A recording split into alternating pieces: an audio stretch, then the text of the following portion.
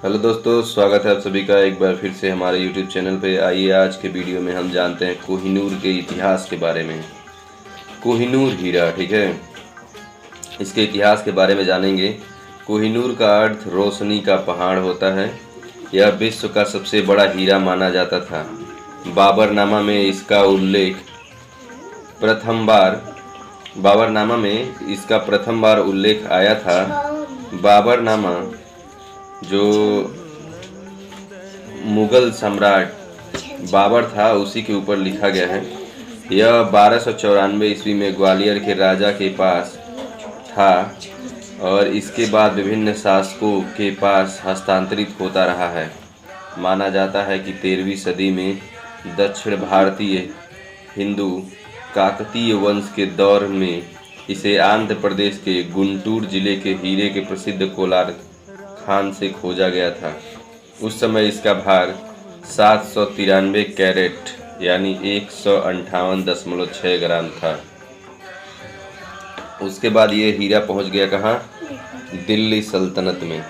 देखिए, दिल्ली सल्तनत में खिलजी वंश के शासक अलाउद्दीन खिलजी के जनरल मालिक काफूर ने 1310 ईस्वी में काकतीय वंश की राजधानी वारंगल पर हमला कर लूटा था।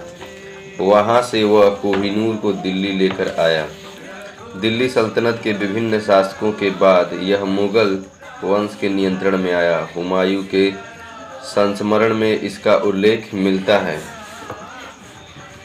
5वें मुगल शासक शाहजहां के मयूर सिंहासन में यह जड़ा गया था।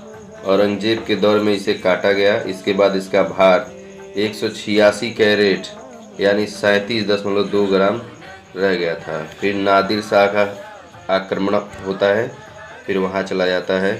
कहाँ पे? 1739 में फारस के नादिर शाह ईरान का नेपोलियन, इसे नादिर शाह को ईरान का नेपोलियन कहा जाता है, ने दिल्ली पर आक्रमण किया। उसने कमज़ोर पड़ चुके मुगल साम्राज्य के खजाने को लूटा। उसे अन्य महत्वपूर्ण सामग्री के साथ मयूर सिंहासन में कोहिनूर हीरा मिला। वह इसे अपने साथ ले गया और वही इसे कोहिनूर माउंटेन ऑफ लाइट नाम मिला। उसके बाद महाराजा रणजीत सिंह, देखिए 1747 ईस्वी में नादिर शाह की हत्या और उसके साम्राज्य के पतन के बाद उसके एक जनरल और अफगानिस्तान के अमीर अहमद शाह दुर्रानी के हाथ कोहिनूर लगा। उसका एक वंशज शुजा शाह दुर्रानी अपने ब्रेसलेट में इसे धारण करता था।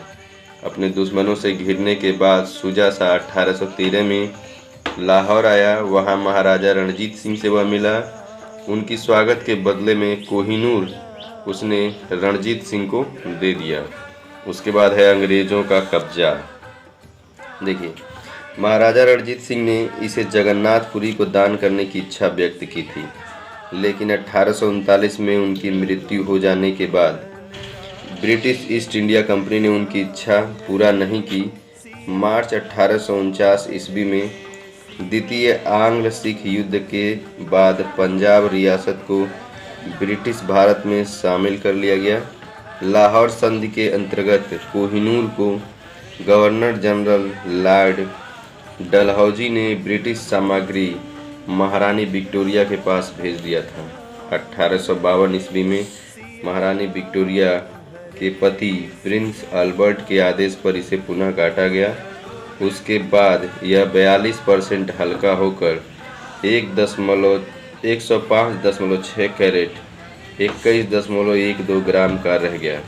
स्वतंत्रता के बाद से भारत और पाकिस्तान इस पर अपना दावा करते हुए पुनः इसे मांगते रहे हैं। अफगानिस्तान भी इस पर अपना दावा करता रहा है। तो ये रहा कोहिनूर का इतिहास और अभी भी कोहिनूर पे अंग्रेज़ों का कब्जा बरकरार है।